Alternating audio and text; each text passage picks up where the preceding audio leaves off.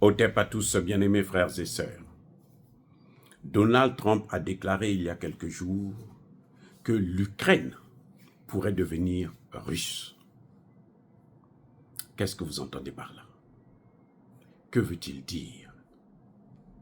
L'Ukraine pourrait devenir russe. Vous savez quoi? En fait, Donald Trump souhaite que la Russie puisse prendre l'Ukraine, que la Russie puisse occuper l'ensemble de l'Ukraine, que les frontières de la Russie puissent s'étendre jusqu'à l'ensemble de l'Ukraine. Je vous ai parlé la dernière fois de la liquidation de l'Ukraine. Le sort de l'Ukraine est scellé. Pour les Américains, ils sont prêts à donner à la Russie l'ensemble de l'Ukraine. C'est Poutine qui ne veut pas. Poutine a dit non, je n'en ai pas besoin. Parce qu'en fait, c'est un piège. Les Américains veulent se débarrasser de l'Ukraine le plus rapidement possible afin de se préparer, de se reformer, de relancer leur économie et de relancer leur machine militaire pour relancer la guerre plus tard. Mais Poutine le sait déjà. C'est connu, si moi j'en parle, c'est qu'ils le savent. Eux, ils ne rigolent pas. Vous voyez, ils ne sont pas comme nos dirigeants. Lorsque les experts parlent, ils pensent seulement à leur pouvoir. Non, ils vont prendre notre pouvoir. Non, je ne peux pas prendre le pouvoir de quelqu'un. Je suis même pas en Afrique. Comment je peux diriger l'Afrique depuis les États-Unis? Non. C'est pas ça. C'est parce que j'ai étudié ces questions, mais c'est ma contribution dans l'émancipation de nos pays. C'est ma modeste contribution. Elle est toute petite. Vous voyez? Donc, j'espère que nos dirigeants vont comprendre ces questions. Quand Trump dit que mais l'Ukraine peut devenir russe, parce qu'il a proposé à Poutine de prendre l'ensemble de l'Ukraine. Poutine dit non, c'est pas ça mon objectif. J'ai des objectifs précis. C'est pour ça que J.D. Vance, quand il arrive à Munich, il leur dit, votre menace, ce n'est pas la Russie. Ce n'est pas la Chine. C'est un message, je ne sais pas, comme les Européens, c'est-à-dire qu'ils sont tellement obsédés par leur puissance qu'ils ont perdu et qu'ils cherchent à faire croire qu'ils sont encore puissants. Non, ils ne sont plus rien. On les a déjà écrasés, ils ne sont plus rien. Ce n'est que Tshisekedi qui les écoute encore. Les grands, là, personne n'écoute encore les Européens. Pourquoi on exclut les Européens dans ces négociations? Pourquoi? Vous savez pourquoi? Mais c'est parce que Poutine a dit « je ne veux pas les voir ». Ce n'est pas les Américains qui ont décidé de ne pas les voir.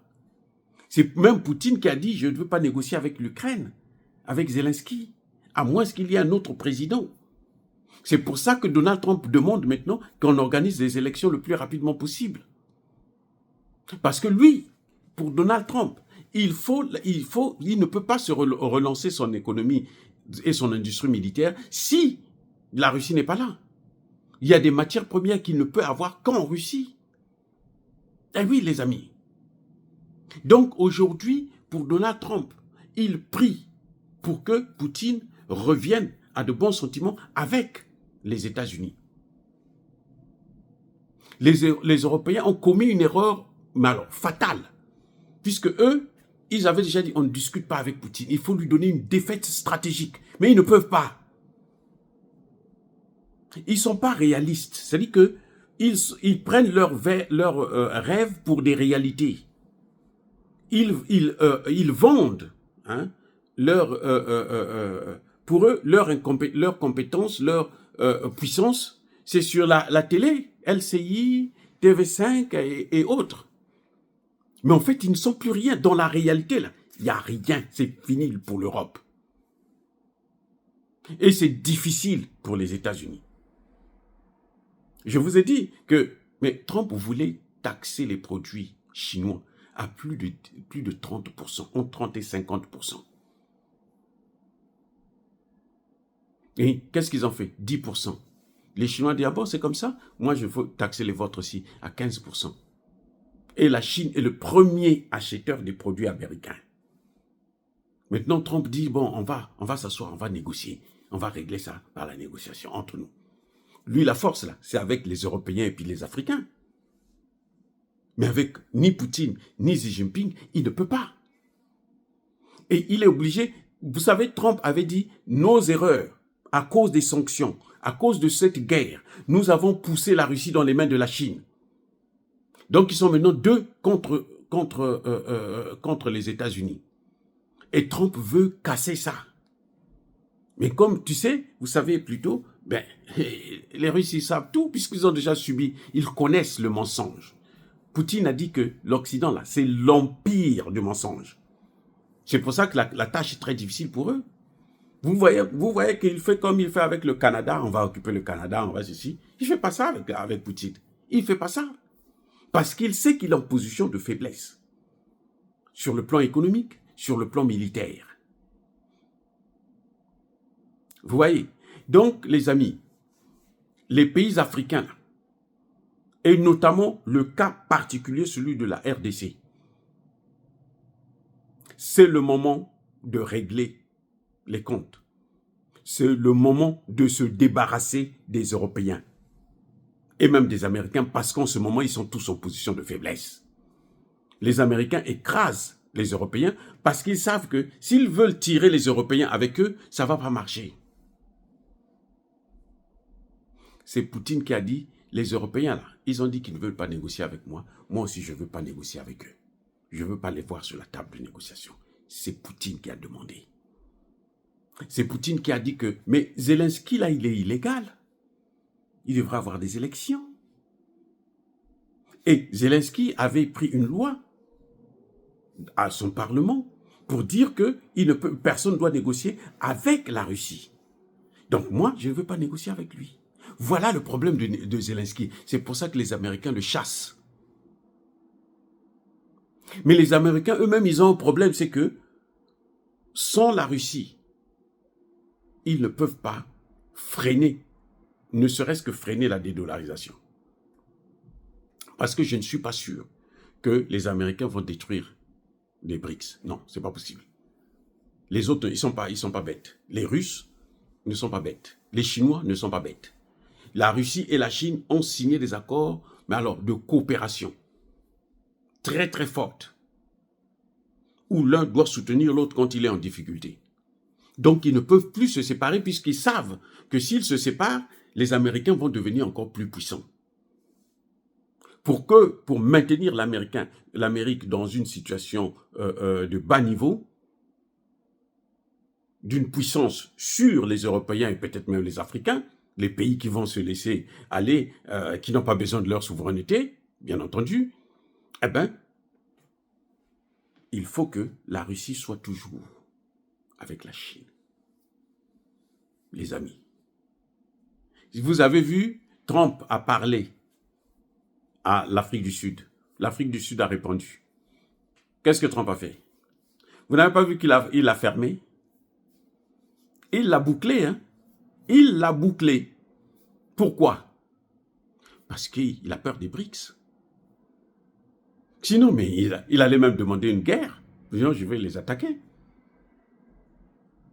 Avec ce que Ramaphosa a dit à Trump, mais l'Amérique n'acceptait pas ça. Mais ils savent qu'il y a les BRICS derrière lui. Et lui, il est en train de coopérer pour essayer d'affaiblir, tenter d'affaiblir. Or, les BRICS, c'est des grandes puissances maintenant. L'Iran est plus puissant que la France.